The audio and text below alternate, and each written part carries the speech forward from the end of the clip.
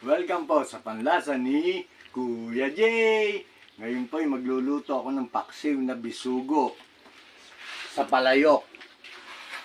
Yan po, ang bisugo. Siyempre nandyan, lalo na siyempre sili.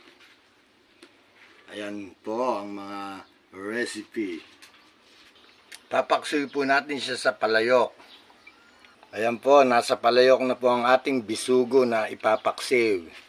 Yan, lalagyan ko na po ng suka. Yan, bawang, sibuyas, luya, chili. Malinis po ang aking kamay. Ito na siya. Lagyan din po ako ng tubig para hindi sobrang asim. Konting asin para timplado. Siyempre ang aking paminta. Lulutuin na po natin. Yan.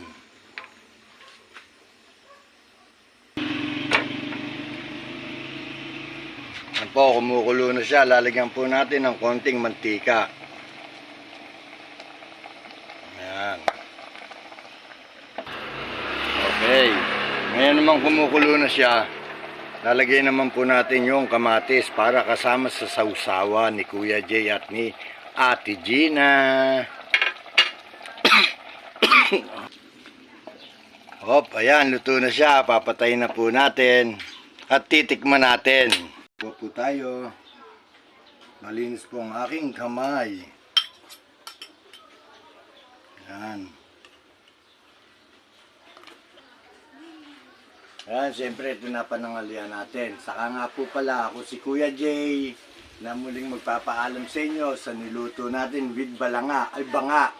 Ngayon po, sa totoo lang po, ang ating panahon ngayon masyadong sobrang init. Ngayon naman po, kung wala naman po tayong importanteng lakad, mamiss po tayo sa ating bahay kasi iba po yung init ngayon.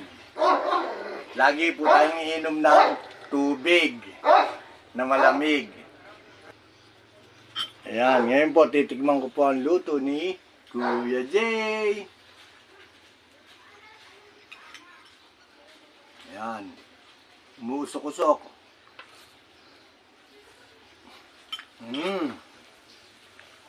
Ang sarap.